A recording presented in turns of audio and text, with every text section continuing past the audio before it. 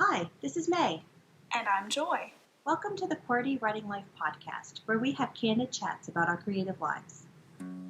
May and I are friends, writers, and creatives who want to share our endeavors out loud. On this podcast, we're here to encourage each other, and you too, and share tools we've discovered or made up. So you can follow your passions with a little support. So grab your tea or your coffee, and let's get started.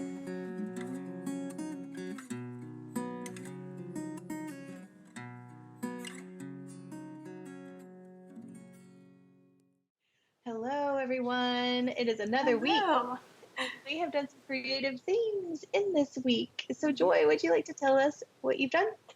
So last night I got the opportunity to go to a shooting range. And I bet you're thinking, well, how is this going to be creative? But I will tell you.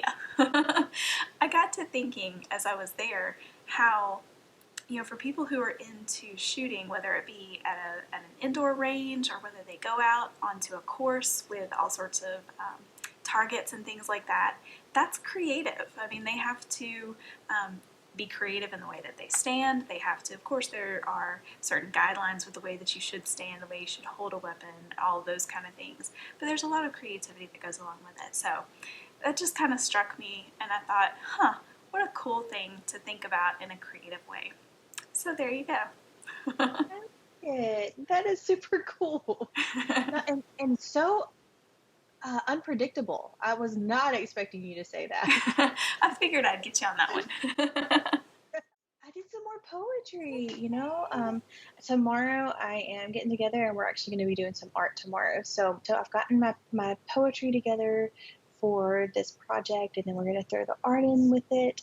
We are actually going to be practicing with alcohol ink tomorrow, so I don't know if we'll get any finished projects out of it, but we will definitely start building up a new skill and a new medium that we can express our creativity. So I'm super excited about it.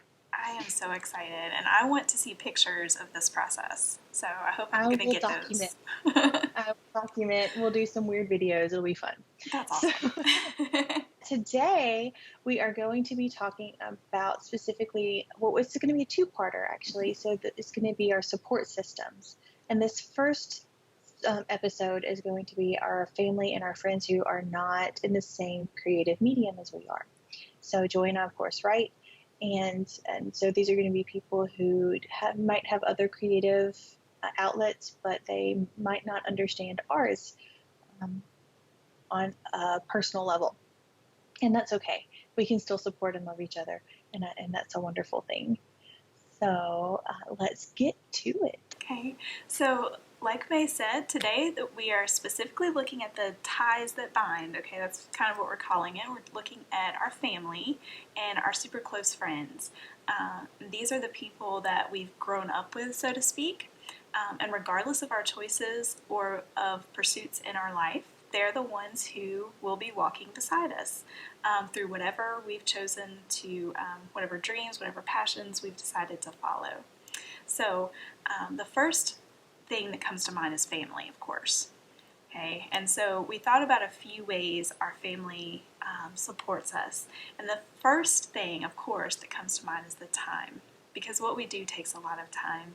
So I know you were mentioning how supportive and great your husband is. He does so much, and he also sacrifices some of our alone time in order for me to be able to do this podcast and for me to be able to write and revise and all of this stuff. So it is just, he's an amazing, amazing man, and I love that he's secure in our relationship, and I'm, of course, secure in our relationship too. He respects the fact that it's a passion of mine, and sometimes he doesn't write, so it's not something that he completely understands, but he knows that it fills me and it makes me happy, and that it's something that I really want to do, and he just respects that and doesn't complain. So. Way to go, Brent. You're a good guy. And I'm super blessed with a pretty amazing husband too. I mean, thankfully we both have that situation. So my husband Tony is very supportive. I mean, tonight, even when he got home from work, he pretty much immediately changed, took the kids, they went over to my in-laws and swam for a little while. And so I had about an hour or two where I was able to just focus and get some work done. And he does that for me frequently, and that's a huge, huge help because those little nuggets of uninterrupted time are really, really great. And and that ties right into understanding. Even though neither one of them are writers, they really empathize with the fact that this is something that drives us, like you said, and it's a passion of ours, and it's much more than just wanting to jot down some pretty words every now and then for us. Yeah. This is a big part of who we are, and they understand that.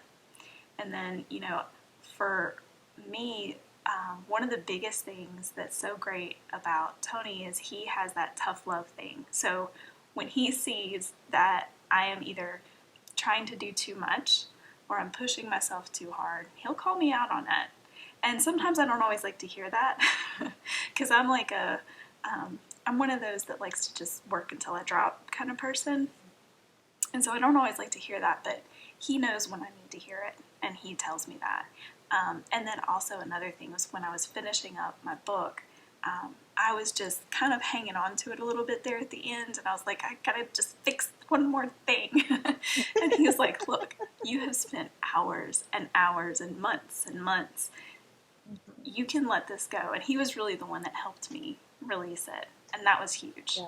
So. Oh, that's so wonderful. In the understanding realm, I think about how my significant other, he understands creativity, understands having a passion. He also loves to draw and do art.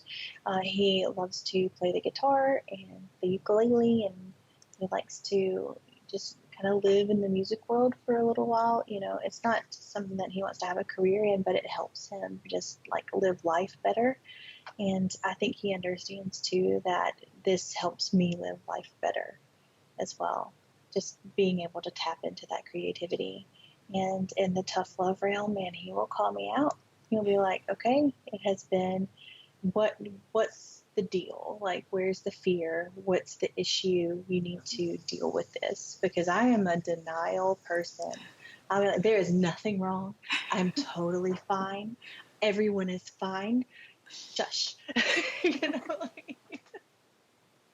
So he does. He helps me. You've been dealing with this particular thing in your writing for quite a while. I think you need to address an issue.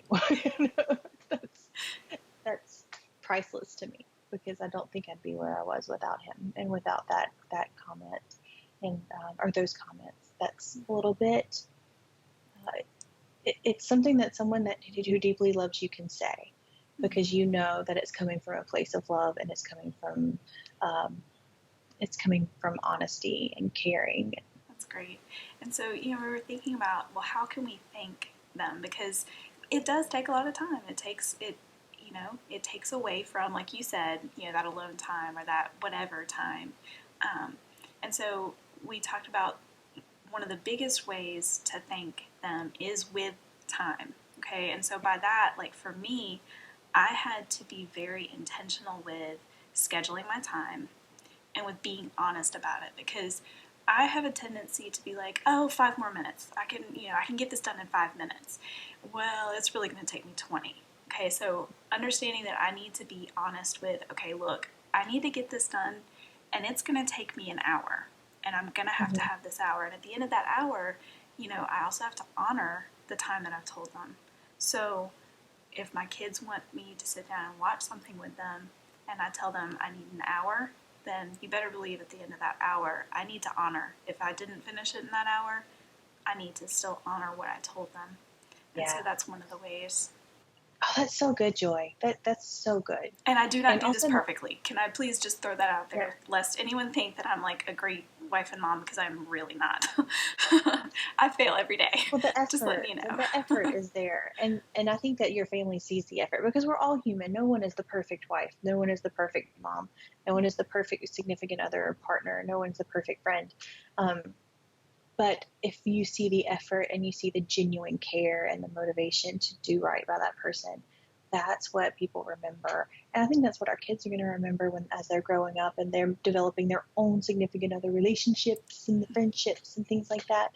And it's what our husbands and our spouses and partners are going to remember when we are old and gray. And also, I was going to say, Mm-hmm. as far as time goes, not to waste time doing something else whenever you could be having that quality time with them. So this is something that's real big. I have to put my phone away, like in another room, because I get sucked in by social media, by YouTube, by Pinterest, by reading articles about writing, by listening to podcasts, by reading on my phone. I can get sucked in and not spend the time that I do have with the family the way that I need to be spending it.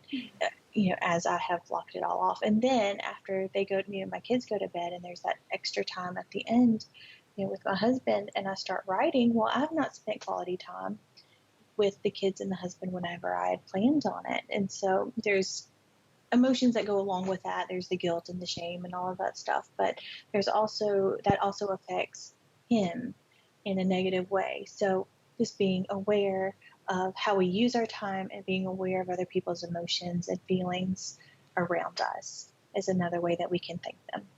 Absolutely. Listening to what they need and just observing and understanding when they need more than what you've been giving. Yeah. It's a big thing. I love that. Yeah. So then another part to close friends, sometimes this might be your church family. I know for me, a lot of those people are my church family, or just really good friends that we do a lot of things together. And they are so incredibly supportive, and it's really been quite, I've been a little surprised, honestly, at just how supportive my friends have been of me with this entire endeavor, and it's really warmed my heart. I mean, I remember way back in the beginning, one of the first things that your friends can do is just to listen to your dreams and then to encourage them. Because I remember sitting in a park, we were having a play date, and I'm sitting next to my friend, and I was telling her about my desire to start a blog, and with the goal of eventually working toward writing. And she's like, you should totally do that. And she was just super, super encouraging with it. So that was kind of the beginning. And then the next thing that I've noticed now on this end of it, like with a book about to come out and with all of these things, now these same friends are showing their pride. And it could be in simple, quiet things like sharing something that I've posted on social media. But a lot of times, like last night, I was out to dinner with a friend. This was after the shooting range. And she was telling her other friend, and Joy's written a book and it's coming out. And she's like, and I'm just so proud. And I was like, oh, I know, right? Tears. So, it's like those kind of things that they can do, and that ways that they support, which is amazing. I guess it's just too, like when they show their support in other ways, even non-writers who help you brainstorm, and it's like they're involved with what you're doing, and you're like, oh, I'm so stuck, and they're like, you know what, why don't you just bounce it off me for a second?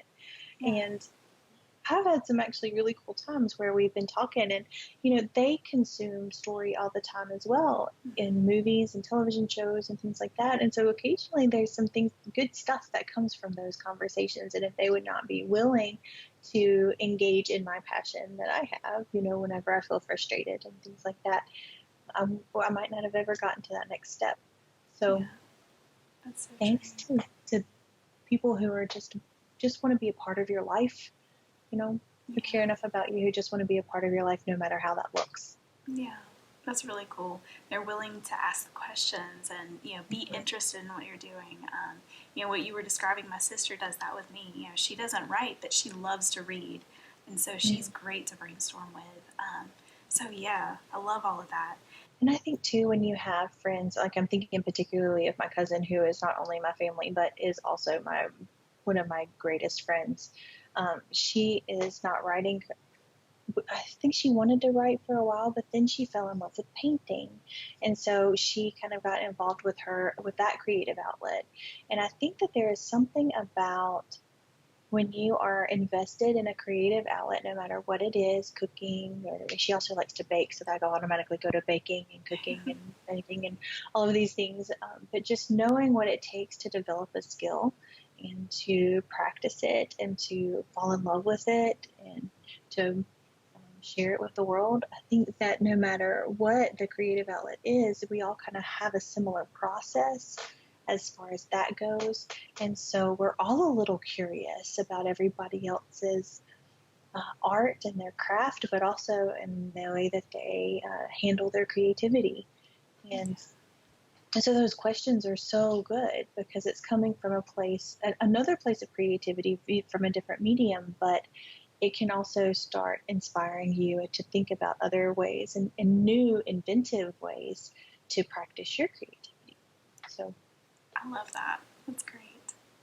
And you know, something that has really kind of struck me is just all of these people who've been super invested and super excited in my process. I'm realizing that there are ways that I can include them and share with them in this whole process that maybe I wouldn't have thought of before. So, for example, you know, I had a good friend who was just like, what can I do? Like, how can I help you? And all of this kind of stuff. And it dawned on me, I was like, oh, I can ask her to request my book at our library, okay? That's something simple. I mean, any of my friends could do that, but it was something that came to my mind, and I was like, oh, I bet there are other things, you know, little simple things like this that, and it makes them feel part of it, and, you know, they genuinely want to do something to help, and so, yeah, so it's really cool to think about those ways to, like, get them involved. It could be, you know, hey, come with me to this author event. We're going to go meet this author and have, you know, see what she does at her signing. Or then it could be, come with me to my signing. You can take some pictures, like, you know, things like that. what you're asking your friend to do is to go places with you and that sort of thing. That builds up the friendship and builds up the relationship as well as supporting you in a creative way. So that's beautiful. I love that. I love that thought. So, you know, as we were talking, we realized that not everyone may have people who are as supportive as we have had. We are not blind to the fact that many people do not have that support system built in. And so the very first thing that I want to make sure that we put out there is if you are in an abusive situation, because I know that we've both heard from people who are. And if you are in an abusive situation, you do not need to stay in that situation. You may need to cut those ties. Reach out, get help and support, because guess what, friend? You deserve it, okay? You deserve that help. No one deserves to live under the tyranny of an abuser. You are worth far more than what you're going through. And so we want to share a website and a phone number. The website is www.thehotline.org, and the phone number is 1-800-799-SAFE. The numbers for those last four letters are 7233. So 1-800-799-SAFE. Okay, so if you're in an abusive situation, we strongly urge you to get out. You are worth so much more. Okay, so that being said, moving on from there, maybe you're not in an abusive situation, but you're in a situation where your significant other is not supportive of your creative endeavors. Okay, so what happens there is you're going to have to do the hard work of communicating. Okay, and you know, we've been there. Communication is hard. Okay, so any relationship requires communication, and that is hard work. Okay, but you might need to think through, have you ever actually expressed to your significant other just how much writing or painting or singing or whatever it is means to you? Have you shared with them how it makes you feel? How it gives your soul wings and makes you feel more alive than anything else that you could possibly do? So here's a suggestion. Whatever your passion is, find an event that displays it on a larger scale. Okay, so for example, for us, that would be something like the Mississippi Book Festival, okay, that we just talked about last week, or something like a poetry reading or a writing seminar. Those would be kind of our things. For you, it could be an art or poetry show opening at a gallery. It could be a concert. It could be an indie film festival. Whatever your thing is, find something that you can take your significant other to. And if that person has listened to you and loves you, they're going to see, when you go to that place, they're going to see this passion just literally bubbling over from you, okay? And they may not be able to fully understand your passion, but going to that event is going to help them see it come out of you in maybe a different way. So that's one suggestion. And you know what? This also goes for your friends too. So if you have friends and family who you care about, who maybe have not been supportive of you in this way, it's still communication. That's going to be the thing that is going to instigate change. And I will tell you guys something that I heard my senior year in college. It changed my life. I honestly think that it saved my marriage about 25,000 times. The quotation is, unspoken expectations are premeditated disappointments. So if you don't say the things that you're thinking and the things that you need out loud to the people who love you and whom you love, it's your fault that you're disappointed. It's premeditated disappointment.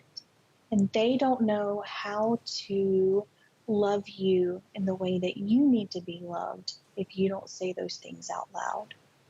Now, if you say these things out loud and it does not go over very well, you may need to rethink some of your friendships. And you may need to rethink some of your relationships, because if you give everything to another person who does not give everything back, that's an unequal relationship, and eventually you are going to feel less than, and you're not less than. If there's just a miscommunication, this could just be a miscommunication, and you've been living years with this feeling that they don't understand, then it could be fixed. This could be fixed. Absolutely. And if it can't be fixed, at least you know. And then, the other side to this communication thing is for you to listen to. Okay, so when you say those words and you share, then you're hoping that they're going to listen. But you also have to listen as well. Communication is a two-way street. Okay, so why are they not supportive? Are there actual reasons behind it? So possibly there are some financial or time concerns that are legitimate that you need to listen to and you need to talk through. When you listen, and if what they're saying is legitimate, then it might require you to slow down or to hold off for a while on any, jumping without a net type of pursuits, okay? So however this conversation goes, it's not going to be a quick chat, okay? This is probably going to require multiple deeper conversations that are going to get pretty emotional. So you need to prepare yourself for that. But you also need to remember that in this communication, it's two ways, okay? You're going to speak, you're going to share, but you're also going to listen, okay? And that's the most important thing. I mean, that's relationship, right? True that. I also wanted to just say that just because somebody says, or your significant other or family member, somebody says that, oh, we're not financially in a place for you to be able to do this, that's not rejection. That's saying we can't do this right now, but we'll get there.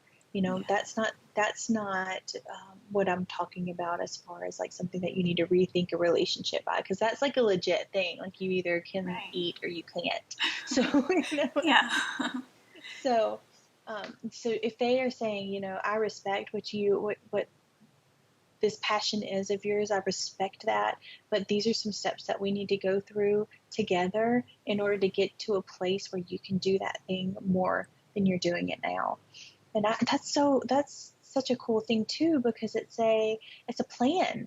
It's a goal that you get to work toward together with that person. And there's nothing that can create a stronger bond than going after something together. Absolutely. Perfect. Look at us. We never do that. I know you added time to that, but whatever. We're going to pretend you didn't.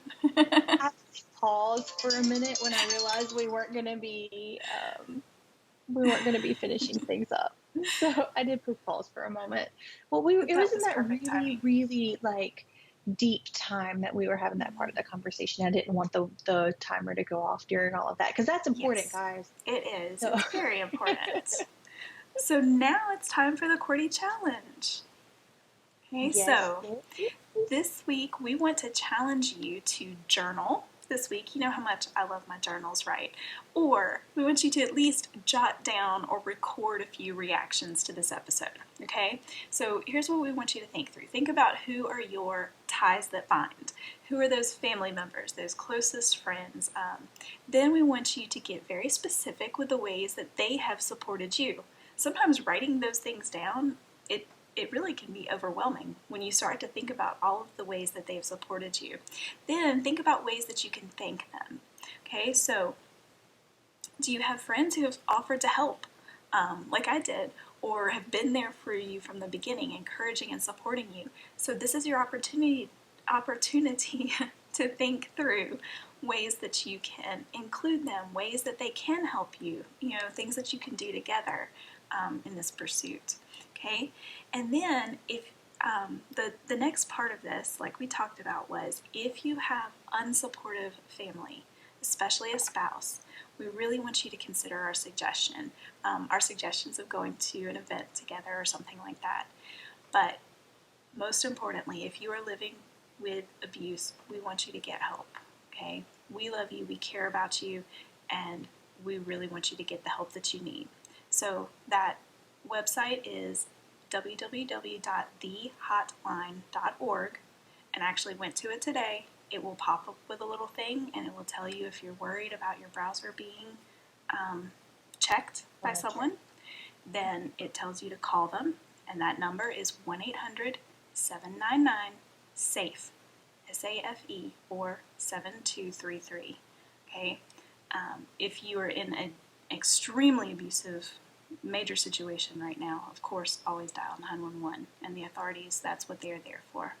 But if that's not your situation, then we're challenging you to have that candid conversation that we talked about. And remember, when you do, both to speak and to listen. It goes two ways. You guys have a great creative week. Yes, bye-bye. Bye. Thanks for listening until the end. Seriously, you're a trooper. Do you think QWERTY writing life is the bomb? May, you just said the bomb. Don't you censor me. If you think QWERTY writing life rocks ice for real, Oh my word. please rate, review, and share us with others. If you have questions about this week's episode or want to start a conversation, you can reach us by visiting QWERTYWritingLife.podbean.com. We'll be back next week with more candid chats for you.